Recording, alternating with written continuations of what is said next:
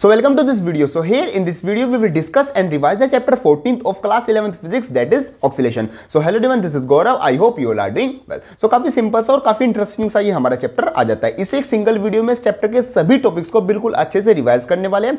साथ साथ हम देखेंगे वो इंपॉर्टेंट टॉपिक्स वो इंपॉर्टेंट क्वेश्चन जो कि आपके एग्जामिनेशन पॉइंट ऑफ व्यू से काफी इंपॉर्टेंट होते हैं। देखो चैप्टर सिंपल है और ये सिंगल वीडियो देखने के बाद आपको कहीं जाने की जरूरत नहीं पड़ेगी। देखो शुरू करते हैं अपना चैप्टर। चैप्टर में सबसे पहले हमारी जो चीज आती है वो आती है पीरियोडिक मोशन। पीरियोडिक मोशन आपको पता है, अगर आपकी बॉडी क्या कोई कंटिन्यूअस मोशन कर रही हो on a fix path on a regular interval of time, तो उस मोशन को हम क्या बोलते हैं? पीरियोडिक मोशन बोलते हैं। अब यहां पर अगर आप सिंपल सा एक पॉइंट और ऐड कर दो, वहां पर जो रेस्टोरिंग फोर्स है पीरियोडिक मोशन में, मींस जो रेस्टोरिंग फोर्स है वो डायरेक्टली प्रोपोर्शनल हो आपके डिस्प्लेसमेंट के नेगेटिव फैक्टर पर, तो वहां पर जो आपका मोशन हो जाता है वो आपका हार्मोनिक मोशन हो जाता है। मींस एक तरीके से जो हार्मोनिक मोशन है वो पीरियोडिक मोशन ही, बस वहां पर जो रेस्टोरिंग फोर्स है वो डायरेक्टली प्रोपोर्शनल होती है डिस्प्लेसमेंट के।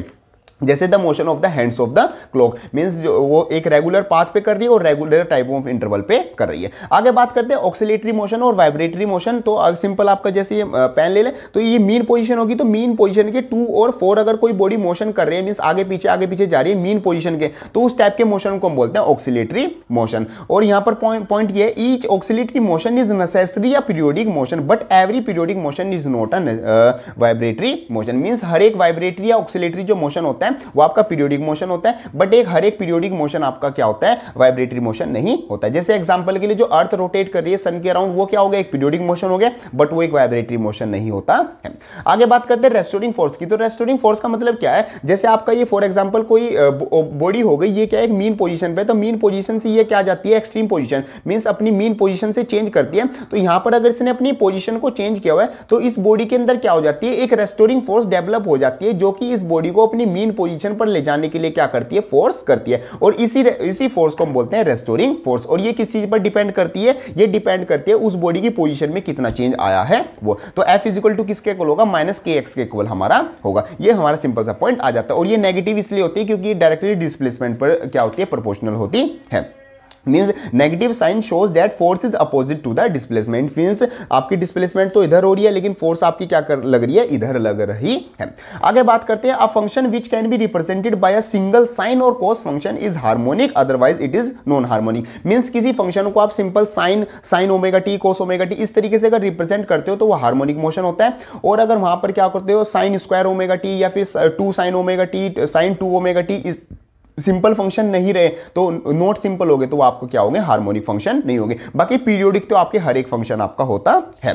Clear point? चलो जी आगे बात करते हैं फ्रीक्वेंसी। फ्रीक्वेंसी का मतलब होता है number of vibration per second, means number of beats per time taken, इसको हम बोलते हैं फ्रीक्वेंसी, जिसकी जो यूनिट होती है वो हमारी हर्ट्ज होती है और जिसको हम डिनोट करते हैं न्यू से हम डिनोट करते हैं। नेक्स्ट हम बात करते हैं एसएचएम। एसएचएम मतलब का सिंपल हार्मोनिक मोशन। तो सिंपल हार्मोनिक मोशन का मतलब सिंपल यही है कि अगर आपका जो मोशन हो रहा है वहां पर आपके जो रेस्टोरिंग फोर्स है वो आपके डिस्प्लेसमेंट के नेगेटिव फैक्टर पर डिपेंड करे तो उस मोशन को हम बोलते हैं एसएचएम। मींस यहां पर आपका एफ किसके इक्वल आ जाएगा? -kx के इक्वल आ जाएगा। और के मतलब हमारा क्या होता है? फोर्स कांस्टेंट होता है, या फिर हम बोल सकते हैं स्प्रिंग फैक्टर हम बोलते हैं। नेक्स्ट बात करते हैं इक्वेशन ऑफ एसएचएम। तो इक्वेशन ऑफ एसएचएम होती है हमारी y = a sin omega T. y मतलब हमारा कितना डिस्प्लेसमेंट हुआ है, a मतलब हमारा मैक्सिमम डिस्प्लेसमेंट मींस एम्पलीट्यूड, और sin तो हमारा एक ट्रिग्नोमेट्रिक फंक्शन हो गया, ओमेगा मतलब हमारी जो एंगुलर सिंपल एंगुलर फ्रीक्वेंसी होगी वो, और टी मतलब हमारा टाइम पीरियड, ये हमारी वैल्यू आती है। When time is measured from mean, अगर मीन पोजीशन से टाइम मेजर करें तो वहां पर आपकी वैल्यू आ जाएगी y = a cos omega T. Mean sine की जगह सिंपल आपका क्या आ जाता है? cos आ जाता है।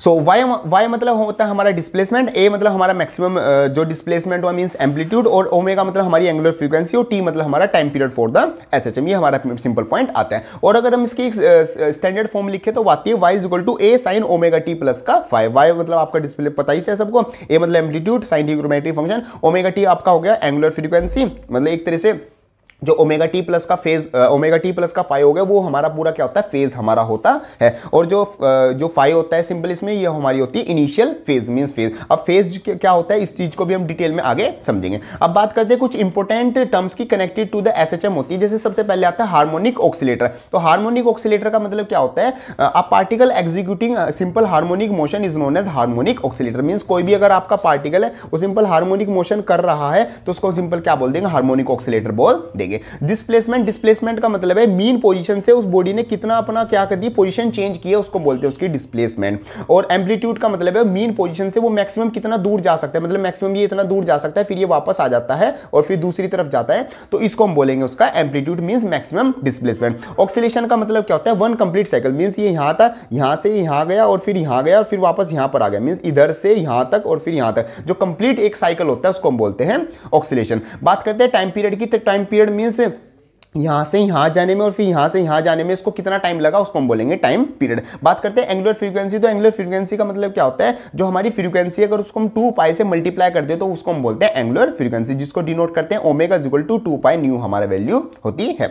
आगे बात करते हैं फेज, तो फेज क्या होता है, state of particles means particles किस जगह पर है, मींस मीन पोजीशन पर है, एक्सट्रीम पर है या एक्सट्रीम मीन के किस जगह पर है, उस जो पार्टिकल की जो स्टेट होती है जो उसको बताता है उसको हम बोलते हैं अपना फेज। फेज हमारा क्या होता है, 5 से हम इसको डिनोट करते हैं। और initial phase means at time 0 पर भी हमारा कुछ फेज होता है जिसको हम बोलते हैं इनिशियल फेज या फिर बोल सकते हैं epoch, means the phase at time is equal to 0 उसको हम बोलते हैं इनिशियल फेज, जिसकी जो वैल्यू होती है जिसको हम 5 नोट से डिनोट करते हैं। ये फेज हमारा सिंपली क्या बता रहा है, एक तरीके से स्टेट ऑफ पार्टिकल्स बताता है, मींस पार्टिकल्स किस जगह पर है, ये हमारा पॉइंट आता है। आगे बात करते हैं velocity of SHM of particle, velocity किसके को आती है, v is equal to a omega under root 1 minus का साइन स्क्वायर ओमेगा टी की वैल्यू इक्वल आती है। और जो मैक्सिमम वेलोसिटी होती है वो होती है हमारी ए ओमेगा एट मीन पोजीशन पर, और जो मिनिमम वेलोसिटी होती है वो हमारी 0 के इक्वल होती है, जो कि एक्सट्रीम पोजीशन पर होती है। अब देखो काइनेटिक एनर्जी हमारी 0 होती है एक्सट्रीम पोजीशन पर, क्यों, क्योंकि वहां पर जो हमारी वेलोसिटी है वो भी क्या होती है, 0 होती है। और जो पोटेंशियल एनर्जी होती है वो मैक्सिमम होती है कहां पर, एक्सट्रीम पोजीशन पर, क्यों, क्योंकि जो टोटल एनर्जी है वो तो कंजर्व रहनी है। अगर वहां पर काइनेटिक एनर्जी 0 हो गई मीन मिनिमम हो गई तो पोटेंशियल एनर्जी ऑटोमेटिकली क्या हो जाएगी, हाई हो जाएगी। और बात ऐसे भी आप याद रख सकते हो कि पोटेंशियल एनर्जी कब आपकी बढ़ती जाती है, जब आपकी पोजीशन चेंज हो जाती है, तो एक्सट्रीम पोजीशन पर जो आपकी पोटेंशियल एनर्जी होगी वो क्या होगी, मैक्सिमम होगी। आगे बात करते हैं acceleration in SHM of the particle, acceleration किसके इक्वल होता है, alpha is equal to minus omega square Y के इक्वल होता है। और जो मैक्सिमम वैल्यू होती है वो माइनस का ओमेगा स्क्वायर ए के इक्वल होती है, और जो मिनिमम वैल्यू होती है वो हमारे 0 के इक्वल होती है। इसमें हमारा नेगेटिव साइन लगा हुआ है, नेगेटिव साइन का मतलब क्या होता है, जो एक्सीलरेशन होता है वो डायरेक्टली प्रोपोर्शनल होता है आपके डिस्प्लेसमेंट के, इसलिए यहां पर नेगेटिव साइन लगा हुआ है। आगे कुछ हमारे कर्व्स आते हैं, सबसे पहले आता है डिस्प्लेसमेंट कर्व, जो कि हमारा कहां से स्टार्ट होता है, हमारा 0 से स्टार्ट होता है और कुछ इस तरीके से हमारी वैल्यू आती है। अब नेक्स्ट आता है वेलोसिटी कर्व, जो कि हमारा क्या होता है, मैक्सिमम मींस प्लस ए से प्लस ओमेगा ए से स्टार्ट होता है, और एक्सीलरेशन कर्व हमारा क्या होता है, नेगेटिव ओमेगा स्क्वायर ए से हमारा स्टार्ट होता है। ये कुछ इस तरीके से हमारे क्या आ जाते हैं, कर्व्स आ जाते हैं इन एसएचएम। आगे बात करते हैं energy of the particle doing SHM, means अगर कोई पार्टिकल आपका एसएचएम कर रहा है तो वहां पर उसकी एनर्जीज होगी, टोटल एनर्जी जो होगी kinetic energy plus potential energy हमारी होगी। तो अगर टोटल एनर्जी को हम सम कर दे तो हमारे पास वैल्यू आ जाती है half M omega square A square, या फिर E is equal to 2 pi square N square A square, ये हमारी वैल्यू आती है। और जो काइनेटिक एनर्जी और जो पोटेंशियल एनर्जी होती है उनकी आपकी रेस्पेक्टिव वैल्यू ये होती है। आगे बात करते हैं कंडीशन फॉर एसएचएम, मींस अगर कोई बॉडी एसएचएम कर रही है तो उसमें क्या क्या कंडीशन होगी। सबसे पहले motion of the particle must be 2 and 4 about the mean position, means mean position से 2 और 4 आपका जो क्या होना चाहिए, मोशन होना चाहिए। The restoring force must be directly proportional to the negative factor of displacement, means F restoring is directly proportional to minus X आपका होना चाहिए, तभी उस बॉडी को आप बोलोगे एसएचएम वो कर रही है, वरना वो सिंपल एक पीरियोडिक मोशन में आपका चला जाएगा। The direction of the restoring force must be towards the mean position, means आपके जैसे ये मीन पोजीशन है, आपका पार्टिकल इधर गया तो रेस्टोरिंग फोर्स की डायरेक्शन क्या होनी चाहिए, एक मीन पोजीशन की तरफ होनी चाहिए, मींस हमेशा वो अगर वो इधर गया तो जो रेस्टोरिंग फोर्स की डायरेक्शन है वो आपकी मीन पोजीशन की इस तरफ हो जाएगी। आगे बात करते हैं सिंपल पेंडुलम, तो सिंपल पेंडुलम में भी आपका एसएचएम होता है, जिसके जो टाइम पीरियड होता है वो किसके इक्वल होता है, T is equal to 2 pi under root L by G के इक्वल होता है। इसका जो डेरिवेशन है वो काफी इंपॉर्टेंट होता है, वो एग्जामिनेशन में पूछ लेते हैं। सेकंड पेंडुलम का मतलब क्या होता है, जिसका जो टाइम पीरियड होता है वो 2 सेकंड होता है, उसको हम बोलते हैं सेकंड पेंडुलम, जिसमें जो अब जो टाइम है वो लेंथ का है, तो लेंथ जो होती है वो 99.3 सेंटीमीटर के इक्वल होती है, मींस जो उसकी लेंथ ऑफ पेंडुलम होती है वो। आगे बात करते हैं differential equation of SHM, means एक स्टैंडर्ड फॉर्म होती है एसएचएम की, जो डिफरेंशियल इक्वेशन होती है वो होती है D square X by D T square plus का omega square X is equal to 0। ये हमारे पास क्या होगी, डिफरेंशियल इक्वेशन होगी एसएचएम की। इस इक्वेशन की हेल्प से हम काफी जितने भी हमारे जो बॉडी एसएचएम कर रही है उनका पोजिशन या फिर उनकी डिस्प्लेसमेंट, उनकी ये सब वैल्यू निकाल सकते हैं। इसमें जो ओमेगा होता है वो हमारा अंडर रूट के बाय एम के इक्वल भी हम हम लिख सकते हैं के मतलब हमारा हो गया स्प्रिंग फैक्टर और m मतलब हमारा mass of the body. Clear point. और एट टाइम 0 पर आपको पता है जो फेज डिफरेंस होता है वो फाइ नॉट के हमारे इक्वल होता है। आगे बात करते हैं एनर्जी ऑफ द SHM। तो एनर्जी आपकी सबसे पहले बात करते हैं potential energy at the displacement y from the mean position. Means आपकी मीन पोजीशन थी और वहां पर y डिस्प्लेसमेंट आपका हो गया, तो y डिस्प्लेसमेंट पर जो आपकी पोटेंशियल एनर्जी की वैल्यू आएगी वो आएगी EP equal to half m omega square a square sine square omega t, ये वैल्यू आ जाएगी। और ये आपकी अदर फॉर्म से लिखी हुई है, ये भी आप क्या कर सकते हो, एक तरह से आपको पता होनी चाहिए क्योंकि एग्जामिनेशन में किसी भी टाइप से न्यूमेरिकल आएगा, अगर आपको ज़्यादा से ज़्यादा फॉर्म्स पता होंगी फॉर्मुलेज की तो आप क्या इजी वे में उस चीज़ को निकाल सकते हो। बाकी अगर आपको फॉर्मुलेज की अदर फॉर्म्स भी पता है तो ये ज़्यादातर जो MCQ और जो एंट्रेंस एग्जाम्स होते हैं वहाँ पर आपके बहुत ज़्यादा हेल्प करते हैं, इसलिए मैंने सारी लिख रखी है जितनी भी बन सकती हैं, इसमें से जो सबसे ज़्यादा इंपॉर्टेंट है वो आप ये याद कर सकते हो। और जो एनर्जी की यूनिट तो आपको पता है जूल ही होती है। आगे बात करते हैं kinetic energy at the displacement y from the mean position. Means mean position से अगर आपकी y बॉडी डिस्प्लेसमेंट y हो गया तो वहां पर काइनेटिक एनर्जी की वैल्यू होगी E के equal to half m omega square a square cos square omega t, इसकी वैल्यू हमारी होगी और जो उसकी यूनिट है वो भी हमारी जूल होती है। नेक्स्ट बात करते हैं oscillation due to the spring. तो स्प्रिंग भी आपका क्या करता है, SHM ही करता है। तो हॉरिजॉन्टल और वर्टिकल अगर आपका कोई स्प्रिंग लगा हुआ है और वो एक सिंगल स्प्रिंग लगा हुआ है तो वहां पर जो आपके टाइम पीरियड की वैल्यू आती है, इसका डेरिवेशन भी काफी इंपॉर्टेंट है। बाकी जितने भी फॉर्मुलेज है उन सबका जो डेरिवेशन है उसकी वीडियो की एक प्लेलिस्ट है, हमने एक सिंपल सारी चीज़ें अपलोड कर रखी है, उन सब का लिंक आपको डिस्क्रिप्शन में मिल जाएगा, वो वहाँ से चेकआउट कर लेना इस वीडियो के बाद अगर आप देखना चाहते हैं तो।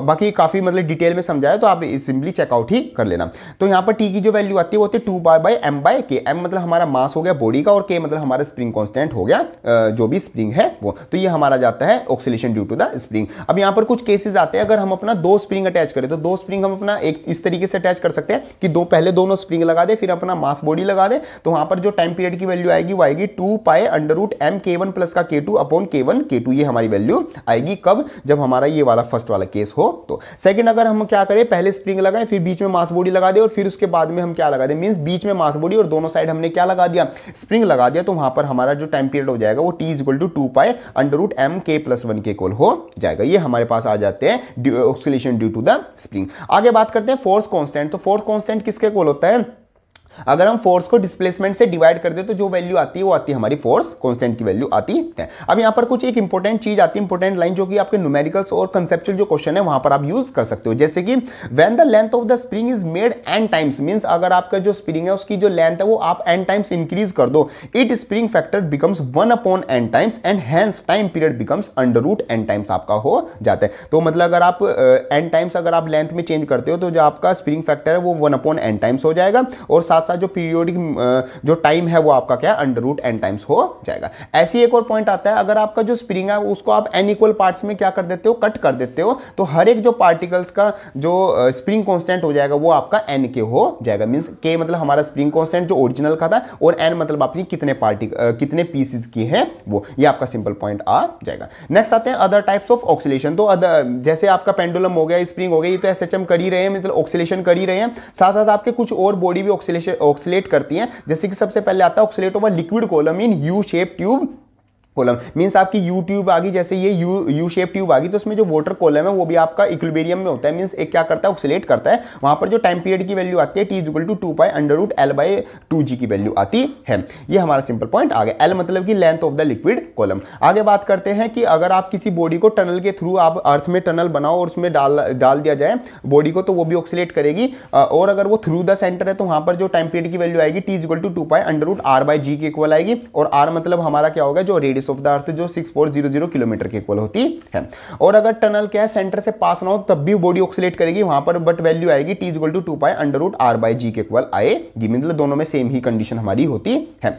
आगे बात करते हैं oscillation of floating cylinder. Means पानी में आपने एक सिलेंडर डाला तो वो ऐसे ऐसे ऐसे ऐसे ऑक्सीलेट करता रहेगा, तो वहां पर जो t की वैल्यू आएगी टाइम पीरियड वो आएगा 2 pi under root rho h by sigma g के इक्वल हमारी वैल्यू आएगी। इसमें जो हमारा रो है वो सिलेंडर की डेंसिटी है और जो हमारा ये सिग्मा है वो हमारी क्या है, लिक्विड की डेंसिटी हमारी आती है। और जो h हो गया मतलब कि length of the submerged cylinder in liquid, मतलब कितना वो अंदर गया हुआ है। और जी तो आपको पता है 9.8 मीटर पर सेकंड मींस स्क्वायर होता है, means gravity of the earth होती है। नेक्स्ट आता है फ्री ऑक्सीलेशन। तो फ्री ऑक्सीलेशन का मतलब क्या, अगर कोई बॉडी रखी हुई है, अगर वो मतलब कैपेबल है ऑक्सीलेट करने के लिए, अगर वो ऑक्सीलेट कर सकती है और उसमें आपने क्या कर दिया, हल्का सा एक्सटर्नल फोर्स लगा दिया, तो वो बॉडी क्या करने लग जाएगी, ऑक्सीलेट करने लग जाएगी। तो इस टाइप के ऑक्सीलेशन को हम बोलते हैं फ्री ऑक्सीलेशन। और जिसमें टाइम पीरियड आता है वो हमारा किसके इक्वल आता है, t = 2 पाई √m k के इक्वल आता है। m मतलब हमारा उस बॉडी का मास और k मतलब वहां पर हमारा उसका फोर्स कांस्टेंट। आगे बात करते हैं डैम्प्ड ऑक्सीलेशन। डैम्प्ड ऑक्सीलेशन का मतलब होता है the oscillation in which the amplitude decrease gradually with time, means